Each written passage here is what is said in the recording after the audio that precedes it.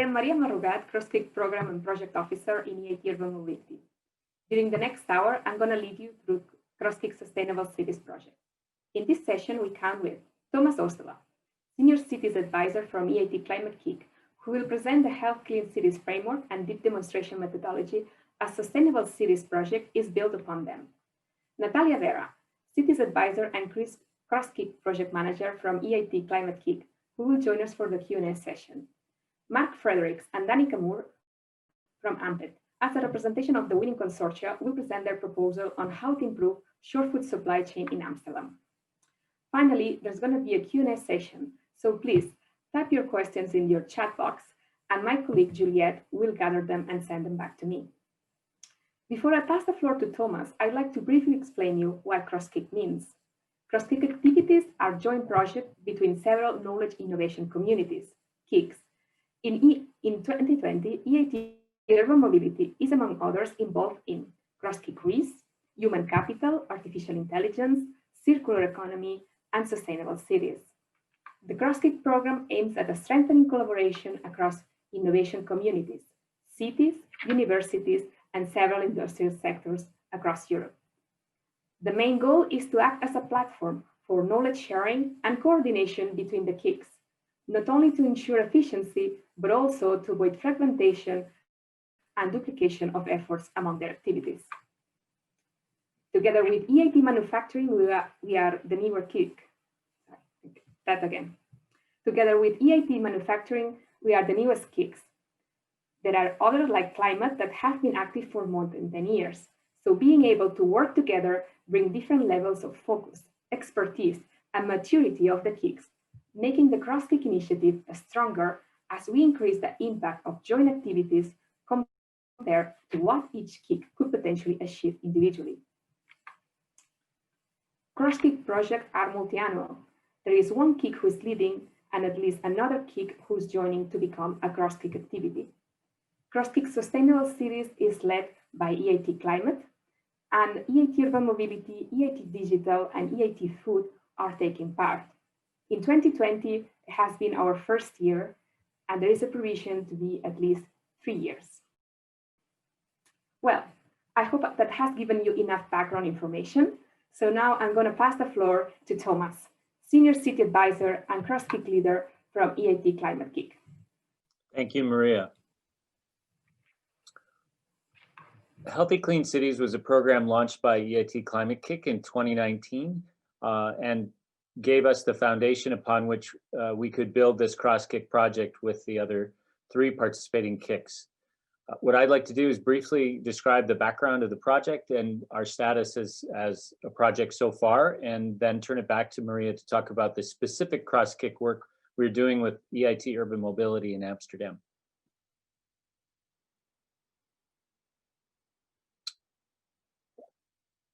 One of the driving forces of this program is to recognize that to achieve the kinds of climate change imperatives we have to preserve a 1.5 degree future scenario, we need to work on systems change as a whole rather than continue to progress in individual projects, policies, or other solutions.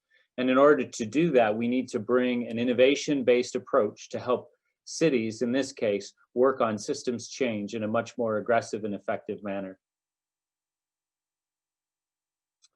We call this a deep demonstration of radical climate transformation. It's meant to use a very clear, deliberate innovation framework and methodology that begins with particular challenge owners. In this case, it would be city authorities, but it could be other government agencies, companies, or other groups as well. The idea is grounded on establishing a clear intention. And in this case, we've established that as carbon neutrality by 2030.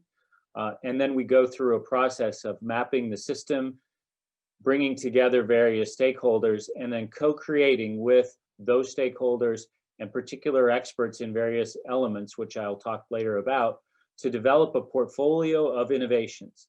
These innovations are not only meant to accelerate the progress towards carbon neutrality in their own right, but they're also expressly designed to help facilitate and accelerate learning how to do the very difficult things that we would need to do with cities to achieve carbon neutrality by 2030.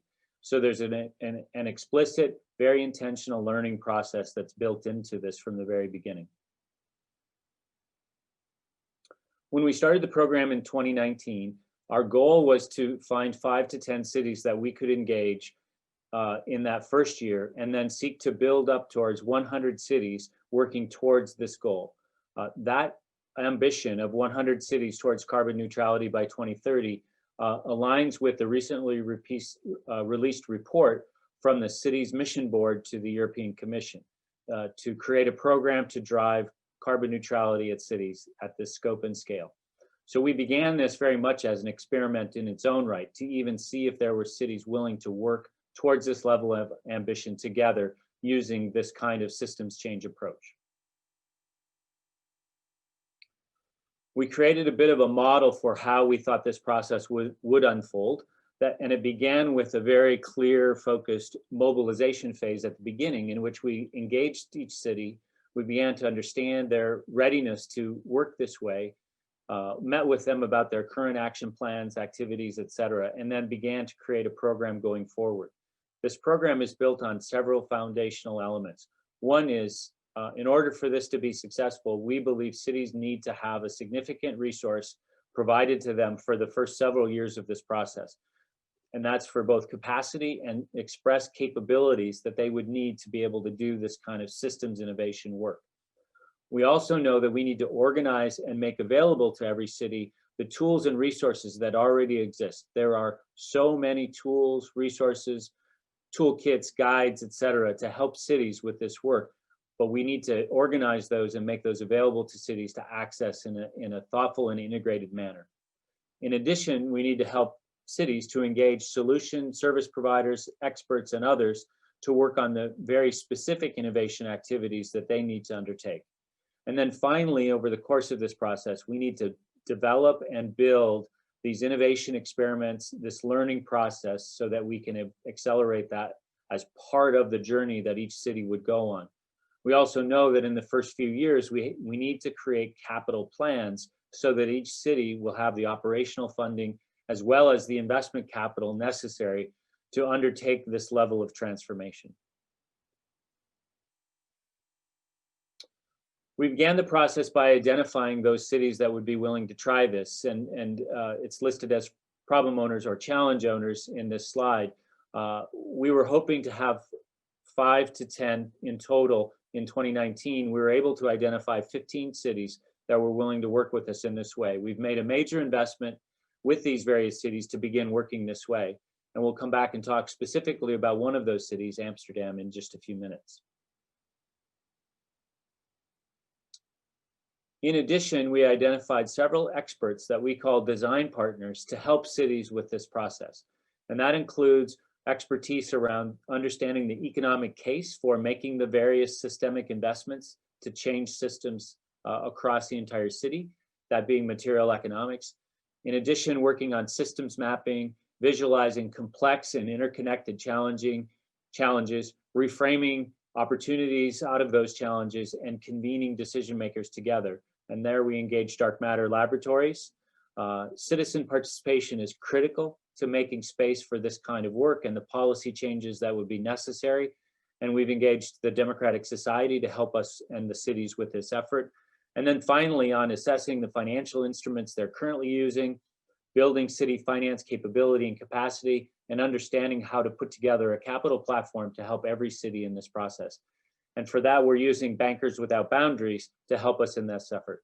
We've also engaged with the Global Covenant of Mayors to work on specific policy innovation opportunities to help cities with this process.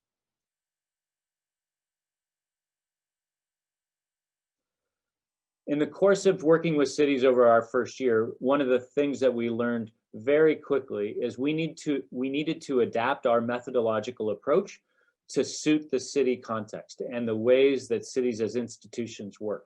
And through that process of experimentation and testing of a methodology, we developed the city flow, which is really a process guide to help us understand how to engage cities in building a strategic narrative towards carbon neutrality, understanding the various elements, which I won't talk through specifically in detail, and then work gradually into developing experiments, speculative design, and other analyses necessary to begin to create a portfolio that takes on these very difficult, challenging innovations that we think are critical to help cities move from where they are to a trajectory that can achieve carbon neutrality. It ultimately coalesces in creating a strategic investment approach to that transformation process while having a circular loop throughout to help facilitate learning, reflection, and changing our processes as we go. I think it's important to emphasize as part of this that no one really knows exactly how to do this, but rather that we're learning as we go. And that requires us to work very closely with each city to build these relationships. It was early in our first year of this work that we engaged EIT and the other KICs that are participating to explore the potential of this cross-KIC opportunity to build upon this foundation with additional expertise from the other KICs, as well as their communities of innovators, knowledge institutions, and others to build upon this work. And with that, I'll turn it back to Maria to describe the work specifically we're doing in Amsterdam with urban mobility. Thank you. Thank you, Thomas, for this insightful presentation. I'd like now to present the objectives of the XKIC Sustainable Cities and a summary of the joint call that we launched this year. As Thomas mentioned, XKIC Sustainable Cities project is built upon Health Clean Cities portfolio, and consequently it shares the main goal: to shift from pragmatic and specific actions to transformative strategies that would lead to systemic change in the functions of the city. In order to do so, we identified and secured commitments from the city of Amsterdam, where this project is based. Following the deep demonstration methodology, we work together closely with the challenge owner, in this case, the Amsterdam City Council. They highlighted several topics where they would like us to focus, and the XKIC group chose shore food supply chain as it was aligned with our objectives, and we believe it was a topic that could give high impact in a short amount of time that we had. So as you may know, local food distribution systems are not as well developed as global ones. So as a consequence, local products cannot compete on price with food from the global market. In order to boost the access of local sustainable food to citizens in a sustainable low carbon emission way, the call aimed to improve regional food logistics and distribution system, identify an environmentally friendly solution to lower the costs, identify logistics solutions from direct supply from local farmers to direct buyers, identify solutions to increase the flexibility of the local food supply chain, both in terms of unexpected peak demands as recently experienced during COVID-19 health crisis and potential surpluses. So this was in a nutshell the call we launched this June. Now I'm pleased to introduce you to Mark Frederiks and Danika Moore. They're from AMPIT and they are in representation of the winning consortia, who will explain you how they have been working to shift system mapping visualization of the current food supply chain from Flevoland to Amsterdam and the identification of potential innovation solutions. They will also describe their vision for a new innovative food distribution service to be used by local farmers. So without further delay, I pass the floor to Danika Moore. Thank you. Thank you, Maria. So first, I wanted to briefly introduce our consortium, as it is the strength of our project and already showcases a degree of innovation in its wide reach. In line with the EIT vision, we really believe that an integral solution for regional supply chains is needed, and this begins with collaborating with actors all along a given supply chain. As such, our consortium covers the length of the food supply from Flevoland to Amsterdam. We have an association of Flevoland farmers, FlevoFood, a wholesaler and logistics provider, Macro. Local to Local is an IT developer for local food procurement, and Foodlogica is a zero-emission last-mile startup. Additionally, in supportive roles, TU Eindhoven has shared their expertise in food logistics, Rabobank on the business side of things, and Task Force Kort Taketa will ensure that the project gains attention, among others working towards regional food systems. Having representatives from all sides of the supply chain involved has already proven very helpful, as each partner has different needs and issues, and more often than not, this can be solved through deeper collaboration. Our main findings thus far are that collaboration really is the key to our competitive advantage with regards to the conventional supply chains. We also, previous slide still, thank you. We also became aware that we have to embrace duality, specifically in regards to integrating local food and small-scale producers with more conventional logistics systems. This is related to the next point, which is that regional food provision needs to be convenient. Logistical systems should be capable of providing locally grown food at a comparable price and quality as existing supply chains. Next is that the lack of volume is, unsurprisingly, a main bottleneck, creating a catch-22 situation whereby without volume, we cannot invest in the necessary infrastructure that in turn is needed to increase volume. And lastly, COVID-19 has created incredible momentum for our partners, but also for regional food systems in general. And now is really a time to strategically build on this crack in the system and establish a new status quo. On the next slide, we present what our innovation and pilot project is. So with the information from our systems mapping, the consortium partners came together in an ideation workshop and came to the conclusion that the most beneficial logistical innovation would be something akin to a food hub. Food hubs, in the broadest terms, are an organization which actively manages the aggregation, distribution, and marketing of source-identified food products from local and regional producers to strengthen their ability to satisfy wholesale, retail, and institutional demand. However, creating such a food hub in reality is too ambitious of a project for this pilot. As such, we will work towards a detailed blueprint of what a Flavorland food hub could look like, with commitments from parties along the supply chain to assist in its creation, and start working towards this hub through a three-pronged approach, which includes practical changes in the form of optimizing the existing flow of food, continued research, and strengthening the consortium. The first step is to optimize. We really see optimization as a necessary step to create the enabling environment that can be receptive to the whole-scale shift in logistics that a food hub would represent. The time and space that we are given thanks to this project has enabled us to look at the bigger picture and see where infrastructure can easily be shared for the benefit of all. On the next slide, you see two stylized depictions of what is currently happening and what we hope to see happen. So bear with me. There's the supply chain, and on the top is kind of the result of the system mapping. On the left side, you have the farmers, and on the right side, the consumers, and then everything that happens in between. Just to remind you, this is really a stylized version, so the real situation is quite a bit more complicated than this. But in the current situation, we really see that there are many overlapping supply chains, each working with their own transportation partners, running low haul loads. We see that several farmers are also delivering their produce individually to Zonnehert, which has become an unofficial aggregation point. We see two warehouses being used in Amsterdam to deliver to various pickup points in the city with 3 different runs. The supply chain is characterized by multiple actors performing similar functions, cumbersome operations, and the dependence on several key individuals whose presence is necessary to keep it all running.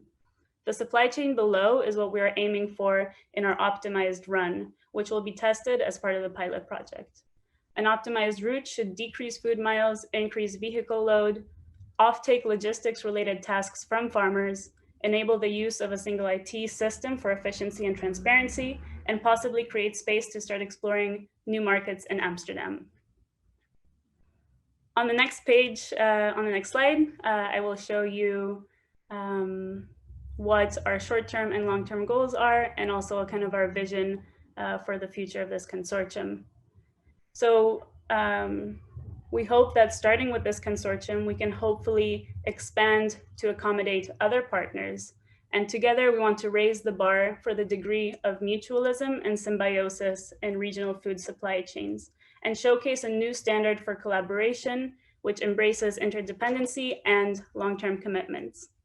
In the short run, we want to optimize the supply chain where possible and test it in practice. We also want to run a virtual test of our Food Hub blueprint to quantify the benefits in terms of cost reductions and environmental impact. With the virtual run, we should also be able to get an estimation of the volumes needed for the Food Hub to become cost effective. In the long term, we would like the Flevoland Food Hub to provide 20 to 25% of Amsterdam's food needs, and we know that the region is capable of providing this food. And to build a network of regional food hubs in the Netherlands and Europe to further strengthen regional food supply chains and possibly experiment with pooled inventories to manage seasonal shortages and unanticipated shocks in food supply and demand. So that wraps up the current project. I will now give the floor to Mark, who will further explain the bigger picture and vision for short food supply chains in the Netherlands and beyond. Thank you, Danika. My name is Mark Frederiks. I know that challenging a regional food system is challenging a systemic problem, and challenging a systemic problem requires a systemic solution. And that's what I will try to explain, what is happening in Amsterdam and other regions all over the Netherlands and Europe. On the next slide, you will see all initiatives that I, as an entrepreneur, with my network and partners, have been doing the last few years in experimenting what is necessary to really change the food system.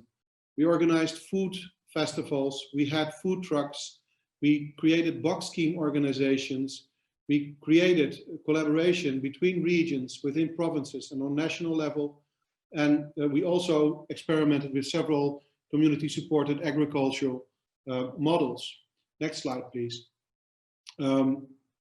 What you see, local to local. Local to local is a short food supply chain solution that is facilitating collaboration on a regional level with a limited number of stakeholders, objecting climate challenges, but also looking at economic, ecological, and social challenges. So we are here for the long haul and have been working on creating a new regional food system for more than 10 years now. So our main objective is helping farmers to a good future. We want to stimulate biodiversity, and in the end, we want to help society with good quality food that is affordable for everyone. By doing that, we face several challenges, and those are the things that all short food supply chains all over Europe are facing at this moment. They have high logistical costs due to low volumes, but also the complexity of the first and the last mile. We have a lot of additional marketing costs. We tell the story of the farmer and all its challenges. That costs a lot of money. Building a short food supply chain online platform costs several €100,000 to be really professional. And in the long haul, you're just having a small time online platform instead of something really big to face the 20 to 25% volume that we want to achieve in the region of Amsterdam. We also pay the farmer a good price because he deserves it. He makes a lot of, he brings a lot of value to our society, but he is not rewarded for it. We, as a short food supply chain organization, we have a lot to learn. We are, in the beginning, we're unprofessional in food safety, in logistic, etc. What all the things that need to be done in the long chain, helping food from the farmer to the consumer, is something that you have to do by yourself once you start a short food supply chain. So we have not much margin because we want to have an affordable project for future investments. So a lot of these short food supply chain initiatives all over the world are really dependent on subsidies. That's a problem. So we have low margins, we have high costs, and a steep learning curve. But does that mean that we are not challenging something that's bigger than life, and it's really something that we need to go on with? Yes, we do. And we're going to do it in the city region of Amsterdam. Next slide, please. So what we have been doing with local to local in the metropole region of Amsterdam and in Utrecht, in other regions all over Europe, is that we made connection with education, with universities and schools of applied science. We have been delivering to retailers, to Makro, to Albert Heijn. We have a network of 800 farmers all around the region of Amsterdam that are organized in small hubs by themselves. We have collaboration with municipality of Amsterdam, Utrecht, Almere, but also with the provinces and other governments. We work together and collaborate with caterers, and we focus on restaurants as well. So we have developed 3 unique things the last 10 years. We have an IT platform that can facilitate all the different product market combinations, business to consumer, business to business, food hubs, subscription-based, box schemes, etc. We have a brand, local to local, that is really able to connect to other regions. It says what it does. And we have experimented with a lot of new business models. So we have unique information of product market combinations. Next slide, please. What we have been doing at AMT and local to local is not something that stands by itself or on its own. What we have been doing in the Netherlands within the Smart Chain Consortium, it's a Horizon 2020 project, we made an analysis of our ecosystem. So we added all LinkedIn lists of the partners involved within the network of local to local. We analyzed them and we made an innovation ecosystem analysis. It's similar to the structure, the future structure of Climate-KIC is adapting as well. So our basis is our network of collaborative organizations, and we analyzed them. Next, please. And what we found out is if we are able to build, together with our stakeholders and networks, a regional collaboration based on creating this short food supply chain, that is, we can create something that can be really easy reproduced to other regions. And that is what's happening in the Netherlands. We have an ecosystem active in several regions, in Utrecht, in Flevoland, in Amsterdam, but we're also connected to other regions where the KICs are involved, in Barcelona, in Vienna, Istanbul, Edinburgh, and even more places. And our objective is rolling out a business model with our online platform and the knowledge, but also using the ecosystem as a basis to jump forward is our main focus. Next slide, please. By doing so, we developed a unique transition model together with the University of Utrecht, also a partner of Climate-KIC. It's part of the Smart Chain Horizon 2020 consortium. It's called the GAIN transition model, and it's based on the network of individual entrepreneurs that are at the first level.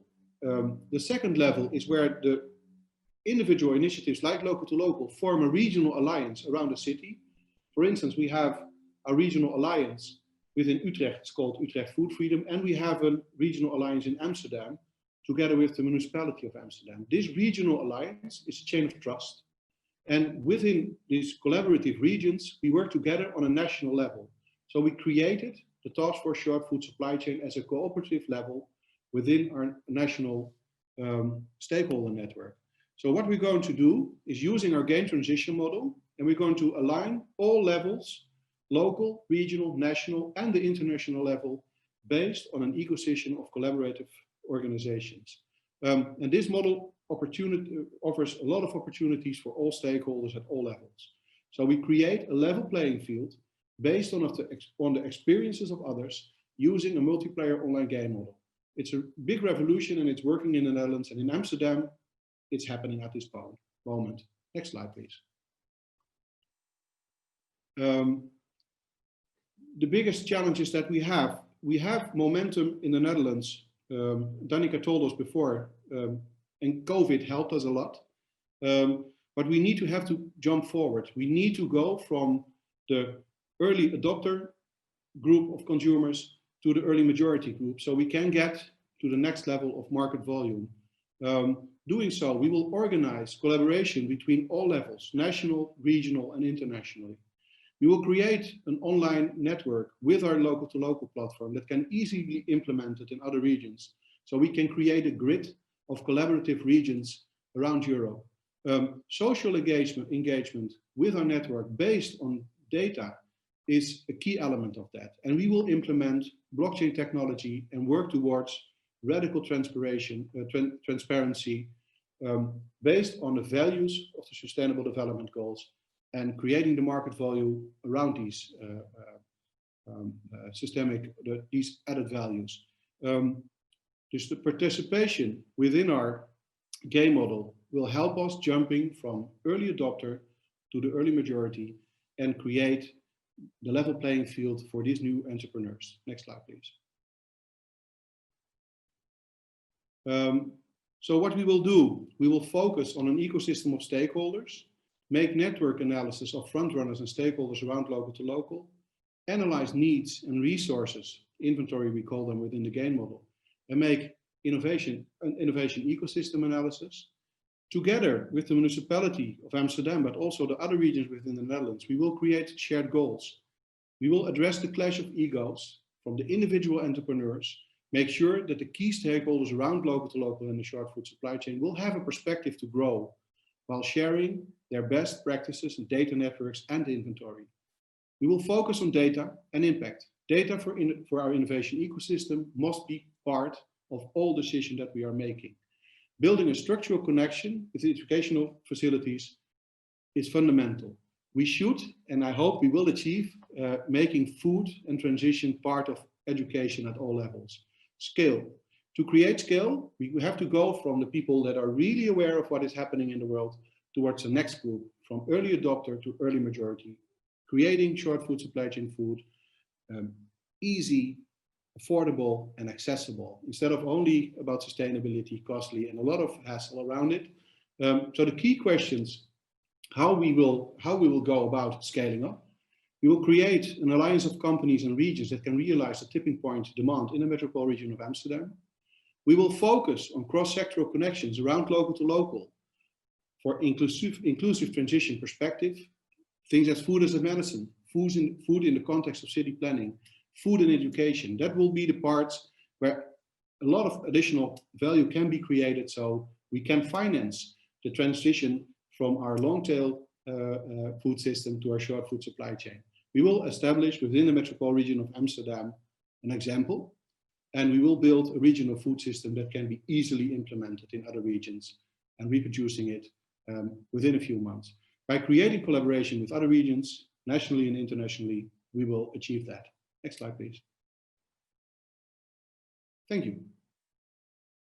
So, thanks for attending this session. And now, before answering some questions, I'd like to introduce you to Natalia Vera. So I'd like to introduce you to Natalia Vera. She's a cities advisor in Climate-KIC. She's also project manager across KIC Sustainable Cities. And she's here now in representation of Climate-KIC. Thank you, Natalia, for joining us in this Q&A session. And we have a question addressed to Thomas, but since he could no longer stay for the Q&A session, I'd like you to answer. It says, how did you choose cities to participate? Do you have particular criteria? And I'd like also to add into this question, and how do you develop the challenges that to help them to overcome climate neutrality? Yes, thank you. So first, thanks for the invite. I'm happy to replace my colleague Thomas Osdoba in these question and answers. The way we have chosen cities to work with is through an expression of interest. But we opened a call where we were already anticipating that we wanted to select specific cities that could prototype the functions and the services needed for adaptive and sustainable settlement. So we opened this call and we received several expressions of interest, and then we made a selection based on the geographical spreading and also on the size. You will have noticed from Thomas' presentation that we're working with big cities, but also middle-sized cities, and there's a nice geographical spreading across Europe. So this is the way we chose them. And then following up with your other question, Maria, so how we're working with them, I would say that it's a very genuine way of working with cities, because we work first in a long term. We have a commitment to work with them for 10 years. That's a long commitment. We also have a deep relation with them. So it's not just like working, but we really embed and we really create like a very hardcore group to address together the decarbonization objectives. So just for your record, we have weekly calls with them, and we now, not with the COVID context, but we normally have also in-person meetings very often, like a couple of times in a month. So it's a very deep relation in that sense. And I would say that we place cities at the core of the activity. So we call them challenge owners, and that's because they are the main characters of this story. We bring our expertise, we bring our capabilities to help them to achieve those decarbonization goals by 2030. And to that end, we bring not only the Climate-KIC capabilities, but also our design partners capabilities. And that entails creating a business case for decarbonization, identifying potential sources of funding to that, bringing also capabilities with regards to designing of a portfolio of projects, experimental projects that can show the way to touch those levers of change that can manage to get that innovation system approach that we want to promote. I guess that would be my answer. Thank you, Natalia. We have another question, and that would be for Danika. What do you think it's needed to reach the long-term goal, provide 20 to 25% of Amsterdam food needs from Flevoland? I think Danika lost her connection, so I will jump in for her. Absolutely. I think we need a collaboration with existing initiatives within the metropolitan region of Amsterdam. I think we should work on cross-sectoral connections, so work with domains on health, mobility, around the theme of food. We should collect evidence that underline the value of a regional food system, because there is not a lot of factual evidence that a food system in a regional context adds more value than a long chain. And I think that basically the city should put his sustainable development goals towards the farmer, so he can work on sequestering carbon, working on water storage issues based on the way he produces his food. And we have to thrive towards a regional food system where the farmer is almost on the seat of the pharmaceuticals, that he provides food that makes you healthy, and we really look at systemic problems instead of only providing food. There is more there. Thank you, Mark, so much. Now we got Danika back. I'd also like to ask her, in the context of this project, is the push of improving a short food supply chain coming from the farmers or the citizens? Of course, both, it's the best scenario, but where do you think it's coming the most? Well, I think I would divide it in two facets, because I think the push for local food is definitely coming from citizens, but maybe they're not as aware that it's logistics and the supply chain itself that's preventing a lot of the local food from coming. Whereas farmers are very keenly aware that it's the cost of logistics that's preventing them from supplying food to local communities. And most farmers would love to be able to supply their surrounding regions rather than having their food go across the globe. But logistics is really a barrier to that. So the maybe not the push for improving in logistics, but the incentive to do so is really guided by farmers' desire to be part of the local economies more than before. But then the demand for local food we see coming from consumers in the cities. Definitely, thank you for that. And I have another question either for Mark or Danika. How do you engage with farmers community in bringing local food to local citizens? You have somehow answered this question, but what is the real key here to bring them on board, all of them, not only the ones that already were on board before we went to them? I think that if you look at engaging with farmers, that's really difficult, because they had a lot of challenges on their way the last decades. And the farmers that are working in a short food supply chain, they already have developed some piece of a market position. And if you look at the entire population of farmers, you have about 50% that are in a large-scaled production mode, and the other half of the farmer population in the Netherlands, they are looking towards new perspectives or are going to quit. About 10% of all the farmers in the Netherlands annually stops. So we have a big problem. We have 50,000 now, and in 10 years we have 25,000. So we have a problem. Engaging with them takes a lot of time, and you have to work on trust, and don't judge about somebody that's organic farming or more traditionally large-scaled or small-scaled farmer. Don't judge. Look at how they are motivated. It's not only about selling products. They all have different needs from a short food supply chain. So talk to them, give them a lead in the process, and help them finding the ways towards the market. There is a lot of things that the long chain helps them with, and if you shortening the chain, you have to fix that by yourself. So there is a lot of knowledge needed, and a lot of help, and a lot of patience. That's basically it. And focus on the people that are already in transferring their farm towards a more demand-driven, local market-focused farming, and help them just start delivering. Thank you, Mark. I have a question also for Natalia. What do you think has been the role of Amsterdam City Council in this project? If you could expand a bit on that. Yes, certainly.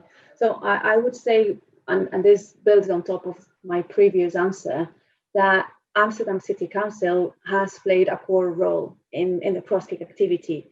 And not in vain, the focus of the project was agreed together with the City Council, looking at the priorities they had, looking at the things that were there, and looking at the context. So we had this vision when we designed the XKIC activity. So we were not thinking on running on the solutions themselves, but we tried to understand the demand, the context, and the nature of the changes that were needed. And that's how, together with them, in collaboration with EIT Urban Mobility, Climate-KIC, and the city gemeente, the city council, we together designed this goal, and we focused the priority on this short supply chain. And currently, their role is still very active, because they are actively monitoring the development of the project together with the KICs and supporting the consortium in the development of the project.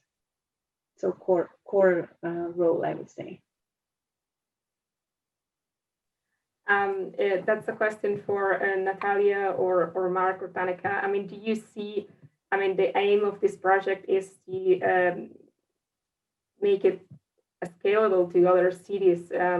Where do you think it's the next stop? The cities that are nearby Amsterdam, or cities that are more similar to Amsterdam in terms of density, but maybe are in a different country? Where do we should explode next? I think Mark is raising his hand, so I'm going to pass that to Mark and Natalia as well. But maybe I can come in as an introduction, Mark, if you don't mind. I would just like to highlight that this XKIC activity is an innovation activity funded by the EIT, and that means that the main aim of the XKIC, aside from, of course, tackling an issue that has to do with decarbonization, and where the fellow KICs are coming in with their expertise and their communities, but what we aim at doing is to introduce into the market new products and services, innovative new products and services that can be commercialized and can be potentially scaled up into other cities. I mean, this issue that we're tackling through this XKIC activity in Amsterdam is not a single issue in Amsterdam. It's broadly spread in Europe, and I would say in other parts of the world. And therefore, the efforts that we're doing together with the consortium are addressed to commercialize this service and to scale it up to other cities, first in Europe and then who knows. Yeah, I think if you look at, we have a systemic problem and it requires a systemic solution. And what you see that all over Europe, cities are working on regional food systems. And I think in the Netherlands, we have a good example of how it can work, and our networks and ecosystems are already connected. So you don't have to look for new cities to start and work together towards these plug-in services for regional collaboration. The lines are already there. We just have to look at the easy ways to plug in our model. So there are already outreach from other cities already, and there is collaboration going on at this moment. Sure, thank you. Another question for Mark or Danika. Do you connect farmers and suppliers with the end user? And do you have any sort of tool that brings them together? Yeah, we have several online tools. So we use physical means to connect the consumer to the farmer by farmers market or festivals. We have a lot of experience on that that we developed the last 12 years, not all successful. And we have an online platform that we have been developing for 5 years, and it services about 6 or 7 different short food supply chain models, from farmers markets to CSAs to real online business to business and business to consumer models. So I think the online tool is something that's really important to scale up the short food supply chains, and the tool should be easily implemented in other regions so they can start by themselves. Just like WordPress, if you want to start, you just click start your website, choose a template, and let's go.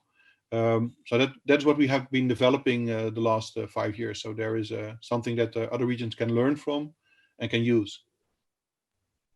And then also with the food hub specifically, although initially the focus will be on logistics, part of the long-term vision would to have it also be kind of a center of communication where, of course, farmers communicate certain aspects of their production methods or what they're growing, why they're growing it, the whole idea of having a story with your food, but then also vice versa, to have it be a place where food consumers can give feedback or say that they really would love to see this variety of carrot being grown, and we want to provide a platform where this connection can be made a bit easier, or even open up the possibility for that, because I don't think most food consumers think that they can also have a say in what's being grown that gets delivered to them.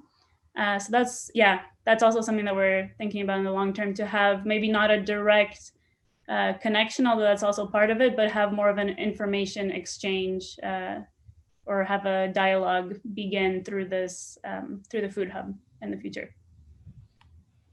That sounds very interesting, Danika. I'm looking forward to seeing it. Then also, I'd like to know what are the main challenges that you have encountered so far to make this project successful? Danika, please. The first thing that comes to mind, which is the biggest barrier that we faced with our pilot project, is that all the different actors are quite locked into certain timelines when it comes to pickup, delivery, transportation. So when we were trying to consolidate various supply chains to make it more efficient, I think that's the biggest barrier that, or what I understood to be the biggest barrier is the strict timelines that people along food supply chains have to adhere to, because you have to deliver on time to your customers. So that was the first one that came to my mind. But Mark, maybe you have some other ideas? If you look at the short term, it was really basically making ends meet on a practical level on timetables. We dived into what other means of collaboration are possible. For instance, on IT solutions, several of the initiatives are working with our IT platform, but really connecting it to all these applications to apps for logistical facilitation or administrative processes, there's a big challenge as well. They all use different IT platforms. So some of them work with a lot of volunteers. That's a hard thing also, getting them to do the things at time that is necessary for us.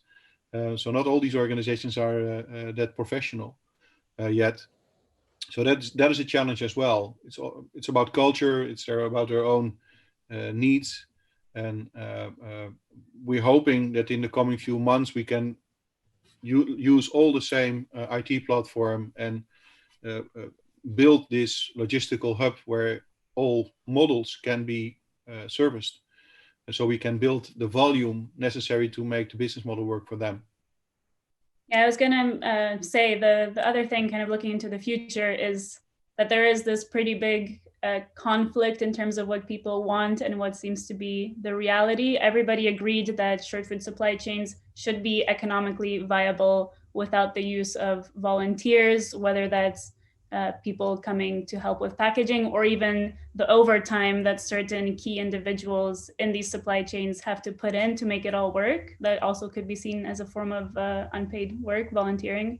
So everybody in our consortium agreed that that's not the way forward, really. Of course, volunteering is a beautiful thing to do, but in order for it to really compete with conventional supply chains, it has to be a viable business, which means that there are no volunteers, although volunteers could be part of some kind of added value.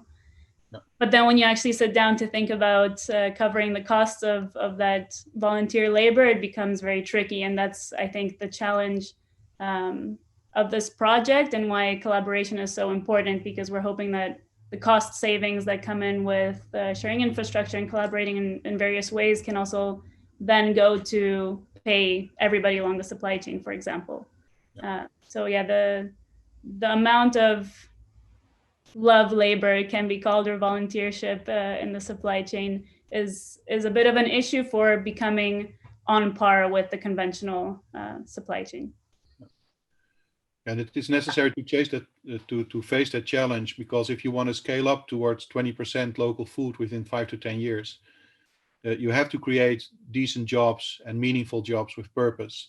So the business case should facilitate these people to getting paid, not as much, but a good job with a good pay, so you can scale up toward 20% local in 5 to 10 years.